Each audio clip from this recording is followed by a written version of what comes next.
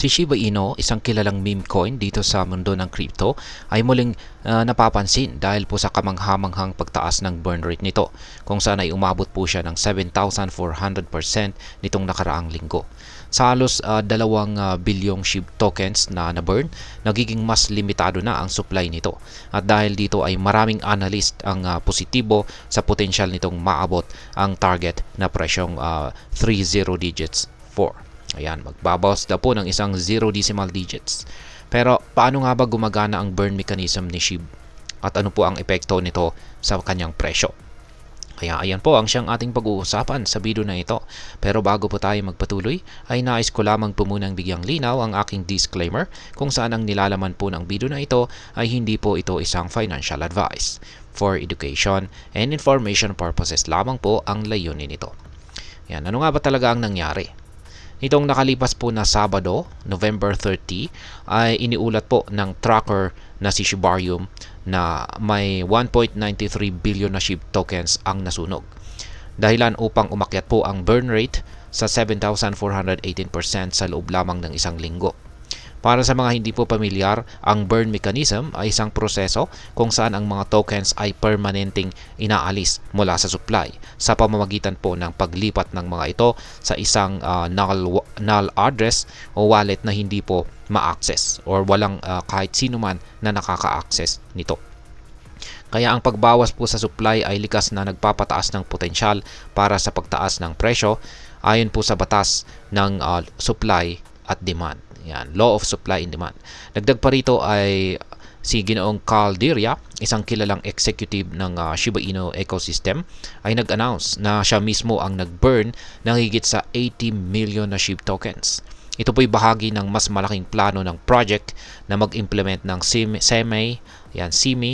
semi-auto burns na tumutulong po sa mas mabisang pagbaba ng supply. Ayan.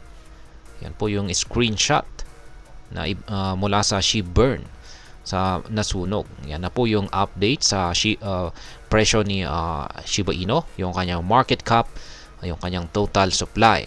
At yan po yung mga token burns o yung mga nasunog nitong nakalipas na 24 oras at nitong nakalipas na 7 araw. Ngayon paano po nakakaapekto ang SHIB burn sa presyo? Kaya meron pong tatlo na pangunahing epekto ng SHIB burn sa presyo ni SHIB. Yung una ay yung pagbawas ng supply. Kapag mas kaunti po ang available na tokens, nagiging mas mahalaga ang bawat natitirang SHIB token. Ang mechanism na ito ay nagbibigay po ng upward pressure sa presyo, lalo na kung mataas ang demand mula sa mga investors. Pangalawa ay ang market sentiment. Ang mataas po na burn rate ay nagpapakita ng dedikasyon ng team sa pagpapabuti ng ecosystem. Ito po ay nagdudulot ng mas positibong pananaw mula sa community at ibang investors na maaari pong magresulta sa mas maraming pagbili. At ang pangatlo ay ang long-term value nito. Ang patuloy po na pagbaba ng supply sa pamamagitan po ng burn ay maaaring maging mahalaga para sa long-term price stability at growth ni SHIB.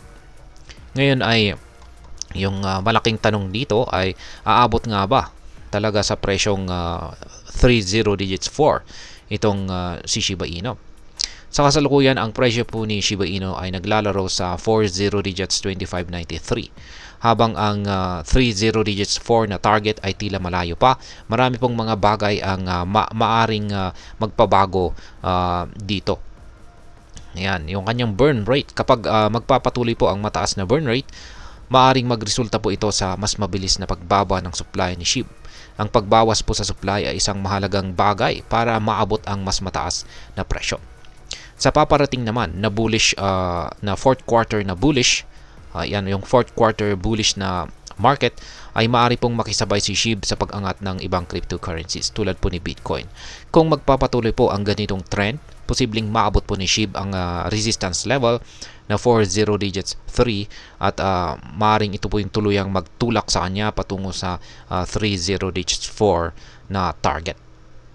Ayan. Bukod po sa burn mechanism ay ang interest naman ng mga whales ay isa pang bagay na maaaring magpataas sa presyo ni SHIB. Kamakailan ay marami pong mga whales ang nagdagdag ng SHIB sa kanilang mga portfolio kung saan ay nagpapakita ng kumpiyansa sa token.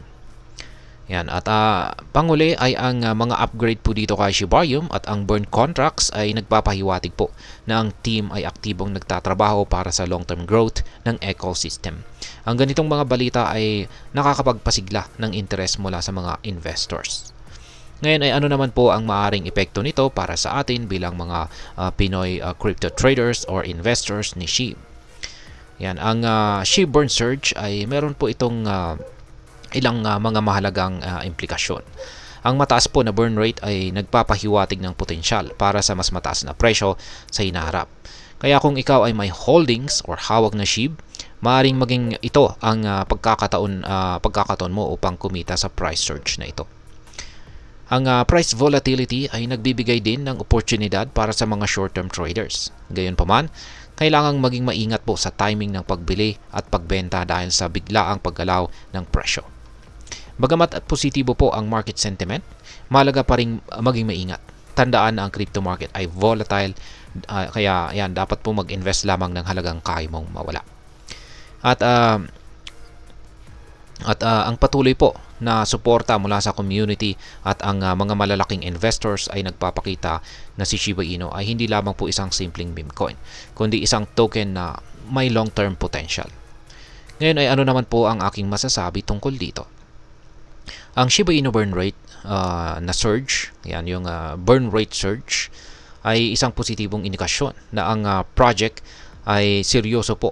Yung yan na ang mga projects ay seryoso po sa pagbuo ng mga long-term value para sa kanilang token holders.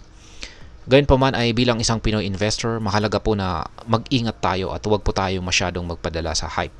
Ang pagtaas po ng presyo ay maaari pong pansamantala lamang kung walang matibay na suporta ito mula sa market. Para sa akin, si SHIB ay isang magandang oportunidad, lalo na kung naiintindihan natin ang risk at reward na kaakibat nito. Kung plano mo pong mag-invest, siguraduhin may malinaw kang strategy at patuloy na mag-research tungkol sa mga updates sa ecosystem nito. Ngayon, ang kamanghamanghang pagtaas ng SHIB burn rate ay nagpapakita po ito ng positibong direksyon para sa token. Bagamat ang 30 digits 4 na price target ay mukhang ambisyoso, posible itong maabot sa tamang kombinasyon ng burn rate, market momentum at community support.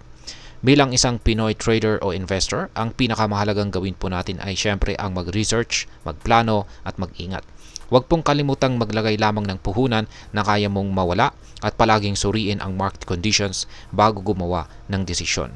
Si Shiba Inu ay maaaring isang makabuluhang bahagi ng ating crypto portfolio kung ito ay lalapitan ng may tamang kaalaman at diskarte. At ayan, hanggang dito na lamang po tayo sa video na ito mga ka-crypto. Sana po ay inyong nagustuhan ang aking paliwanag dito. Kung inyo po itong nagustuhan, pakiclick lamang po ang like button nito. Marami pong salamat sa panonood, ingat po tayo lagi at God bless po sa ating lahat.